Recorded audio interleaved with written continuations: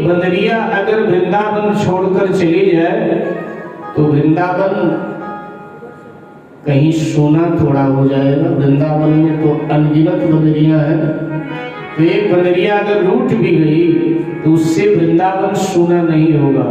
इसलिए नरसी जैसा अगर रिश्तेदार रूठ भी गया तो उससे हमारा कुछ बनेगा बिगड़ेगा नहीं, इसलिए रहने दो।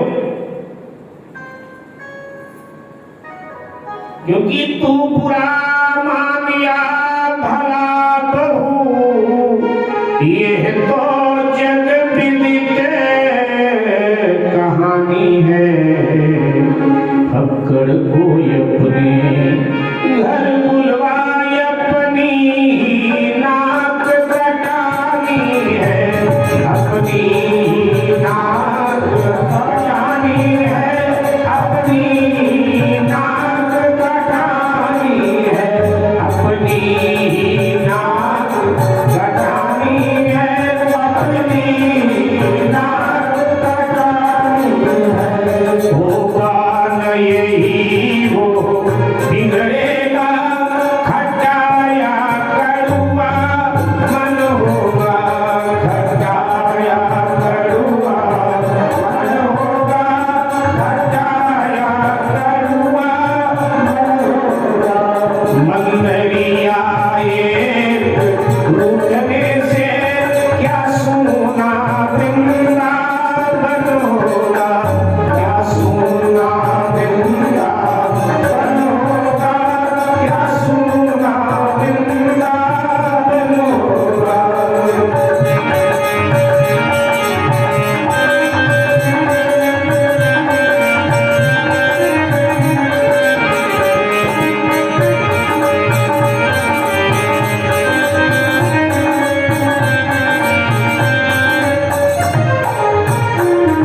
बहू तू बुरा मान या भला, लेकिन ये कहानी संसार में विख्यात है कि फक्कड़ को अपने घर बुलवाकर अपनी ही नाक कटवानी होती है।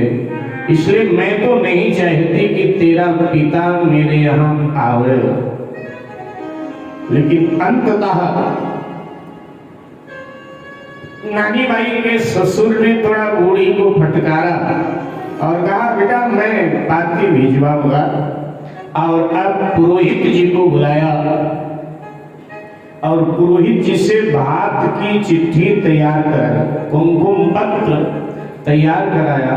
और कुमकुम पत्र तैयार करा करके गणेश नवग्रह का पूजन हुआ और अब नाई को बुलाकर नाई के हाथ में थमाया गया कि भैया जूनागढ़ चले जाओ, हमारे समधी जी रहते हैं नरसी जी। सो नरसी जी को ये भात की पत्री, ये कुमकुम पत्र दे करके आ जाओ। नाई ने कहा ठीक है, और यहाँ से नाई वो कुमकुम पत्र लेकर के जूनागढ़ की ओर रवाना हुआ।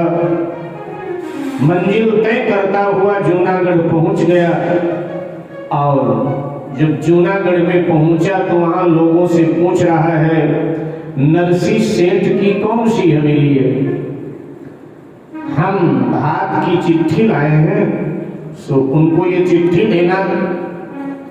अब जूनागढ़ के लोग सब मजाक बना रहे हैं। पुरवासी कहने लगे सुन नाई की बात, और नरसी दीन गरीब है कहाँ भरेगा बार। कोई हंसी करे, कोई गाली दे, कोई ताली दे मुस्कुराता है, कोई ताली दे मुस्कुराता है, कोई ताली दे मुस्कुराता है, कोई ताली दे मुस्कुराता है। बहुत देरों से पूछा उसने, कोई नहीं पता बतलाता है, कोई नहीं पता बतलाता है, कोई नहीं पता बतलाता है। भूखा प्यासा वो थका हुआ जूनागढ़ है, अब वो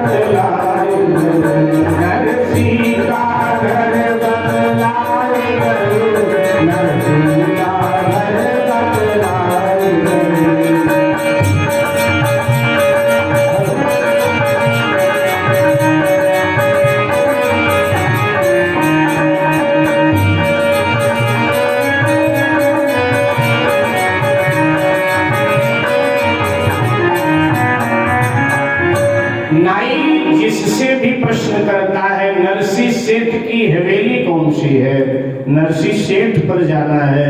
लोग बहुत हंसते हैं, मजाक बनाते हैं, कई तो गाली गलौज भी बकने लगते हैं और कहते हैं कि नरसी तो दीनहीन गरीब है, गाय का सेठ। अरे कहाँ वो बात भर सकता है। नाई ने कहा चलो पता तो बताओ, जैसा भी है पता तो बताइए, लेकिन कोई पता नहीं बता रहा है, मस्खरे मजाक बना रहे हैं। नाई भूखा प्यासा पैदल चल के आया है, जूनागढ़ के गलियों में डोल रहा है, लेकिन कोई पता नहीं बता रहा है। और तब स्वयं ठाकुर जी नाई बन गए, उसी जैसा वेशभूषा बनाया ठाकुर जी ने, और नाई बन करके नाई के बगल से निकले, भैया जय सीताराम की, आप तो हमारे बिरादरी के लगते हो, नाई हो क्या? हाँ हाँ, आपने कैसे जाना? अरे भाई बिरादरी वाला बिरादरी वाले को पहचान लेता है। कहाँ से आए हो? अंजार नगर से आए हैं। अच्छा अच्छा अच्छा अच्छा, तो कहाँ यहाँ जाना है जूनागढ़ में? भैया नरसी सेठ के। अच्छा अच्छा, नरसी सेठ जी क्या जाना है? हाँ हाँ, कोई बता नहीं रहा है। बोले ऐसे ही है, लोग चिढ़ते हैं, जो अच्छे लोग होते हैं ना उनसे चिढ़ा करते हैं, और अच्छे लोगों के लिए ही दुनिया में लोग गलत बोलते हैं। नरसी सेठ हमारे बहुत अच्छे हैं, है क्या कि वो भगवान के भक्त हो गए हैं, इसलिए अब काम धाम उनका जो है, व्यापार आदि सब उनका मुनीम देखा करता है। वो हाथ नहीं लगाते रुपया पैसा को, और बस वो भजन करते रहते हैं, इसलिए दुनिया वाले समझते हैं कि वो कंगाल हो गया, वो दीनहीन है, गरीब है। बाकी ऐसी बात नहीं है। नरसी सेठ थे, नरसी अब भी सेठ है, कोई ऐसी बात नहीं। आओ आओ, हम उधर ही जा रहे हैं, आपको रास्ता बता देंगे। आगे आगे नाई के वेश में ठाकुर जी, और पीछे पीछे नाई आ गया। और अब जब नरसी जी का निवास नजदीक आया तो ठाकुर जी नाई के वेश में उस नाई को समझाया, भैया वो देखो सामने चले जाओ ना, वहां नरसी जी बैठे भजन कर रहे होंगे, मेरा घर इधर है, मुझे इधर जाना है। नाई ने धन्यवाद किया, नाई आगे बढ़ा। भगवान अपना काम करके अंतर ध्यान, भगवान भक्त के लिए क्या क्या नहीं करते, क्या क्या नहीं। सूर सागर में अर्जुन से भगवान कह रहे हैं, अर्जुन हम भगतन के भक्त हमारे, हम भगतन के भक्त हमारे, हम भगतन के भक्त हमारे,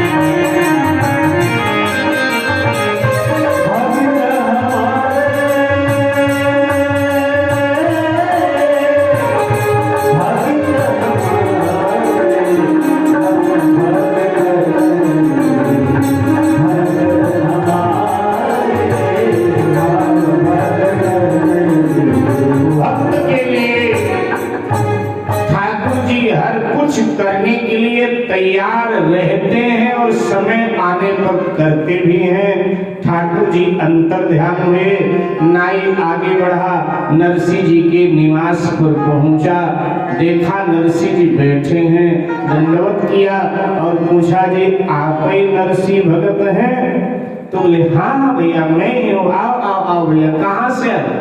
तो कहा कि जी मैं आपके बेटी के गांव से आया हूँ। बेटी के गांव से आज भी कोई आ जाए तो उसकी कितनी खातिरदारी करते हैं लोग, चिंता रहती है बेटी के यहाँ से आया। तो जैसे सुना कि बेटी के यहाँ से तो एकदम उठकर खड़े हो गए, आओ भैया बैठो बैठो बैठो, बिठाया। कैसे आए भैया? बोले आपके बेटी का विवाह है, सो कुमकुम पत्र लेकर आए हैं, भात की चिट्ठी लेकर आए हैं, ये लीजिए। चिट्ठी दिया। नरसिंह जी ने चिट्ठी दाहिने हाथ में थामा, माथे से लगाया, हृदय से लगाया, और अब सावल शाह का यहाँ सावल शाह विराजे थे, सावल शाह जी के चरणों में पधरा दिया। पढ़ा नहीं, सावल शाह जी के चरणों में रख दिया और यही निवेदन कर दिया मानसिक कि प्रभु करना आप ही को सब कुछ है, इसलिए आप ही पढ़ लीजिए। और अब नाई की ओर देखा। बोले भैया थके हुए लग रहे हो। बोले हाँ बाबा थके भी हैं और भूखे प्यासे भी बहुत हैं। नरसिंह जी ने इधर उधर नजर दौड़ाई, आज तो कोई फल भी नहीं दे गया जो नाई को निवेदन कर। संयोग ऐसा कि आज कुछ है ही नहीं कुटिया में जो नाई को खिलाया जा सके, सिवाय पानी के, बाकी कुछ नहीं। नरसिंह जी को लगा अगर केवल पानी ही पिला दूंगा और पानी पी के जाएगा तो पूरे गांव में वहां बेटी की बुराई पीटेगा कि तुम्हारे पिता के यहाँ गए और सिवाय पानी के और कुछ मिला। बड़ा मुश्किल। ये नाई है। अच्छा, अब नाई की जाति एक ऐसी जाति होती है, आजकल तो किसी के लिए कुछ बोल दिया जाए तो बुरा मान जाता है। चाणक्य ने लिखा है, चाणक्य तो कितने बड़े ज्ञानी विद्वान होंगे, कि नाई एक ऐसी जात है कि अगर उसका थोड़ा सम्मान न करो, उसकी थोड़ी दान दक्षिणा ठीक न करो तो पूरे बिरादरी में जाकर बदनामी करता है। आजकल तो नाई का युग थोड़ा खत्म हो गया, बाल कटाने तक, दाढ़ी साफ कराने तक ही रिश्ता रह गया है शहरों में, लेकिन गांव देहात में आज भी हर कार्य में हिंदुओं के नाई, ब्राह्मण की तरह नाई की भी जरूरत होती है। अब आजकल तो थोड़ा निमंत्रण पत्र शहरों में हम लोग अपने आप बांट लेते हैं, मोबाइल पर मैसेज दे देते हैं, लेकिन प्राचीन काल में और गांव देहातों में आज भी सब नाई के हाथ में होता है निमंत्रण पत्र आदि पहुंचाना। जो भी शुभ अशुभ सूचना है सारी रिश्तेदारी में वही जाता है। तो आज भी लोगों को बड़ा ध्यान रखना पड़ता है कि देन लेन में कहीं कुछ कमी छोड़ी तो बिना वजह के बुराई पीट देगा जाकर के। तो नरसिंह जी को भी चिंता हुई कि ये बुराई पीटेगा, नाई की जात है, क्या करें। तो नरसिंह जी ने कहा कि भैया ध्यान आया एकादशी था, नरसिंह जी का अपना तो व्रत था। तो नरसिंह जी ने कहा भैया आज एकादशी है और एकादशी के दिन जूनागढ़ में सब व्रत करते हैं। अब इज्जत बचाना तो ऐसे ही बोलना पड़े। एकादशी को जूनागढ़ में सब व्रत करते हैं, कोई अन्न आदि खाता ही नहीं है, इसलिए भैया भोजन ना करा पाएंगे, हाँ फलाहार कराएंगे आपको, तो आप जल पी लो, लेटो और मैं फलाहार की व्यवस्था करके आता हूँ। पानी पिलाए दिया, तो पानी पी करके वो लेट गया, थका तो था लेकिन भूखा पेट, नींद आए कहां से, करवट बदल रहा है। इधर नरसिंह जी भागे भागे अपने एक उनका मित्र रहता था, किसान था, उसके पास गए। बोले भैया आपके खेत में से थोड़ा बथुआ तोड़ ले। बोले हाँ ले जाओ भगत जी जितना चाहिए। तो नरसिंह जी बथुआ तोड़ करके और वहीं किसान के घर ही पात्र मांग करके अग्नि जला करके बथुआ को नमक डालकर पकाने लगे कि यही पका करके ले जाऊंगा, नाई को दे दूंगा कि भाई ये फलाहार बथुआ का कर लो, ये और जो है आज एकादशी है, बाकी भोजन तो हो नहीं सकता। तो इधर तो नरसिंह जी बथुआ पकाए रहे थे मेरे भाई।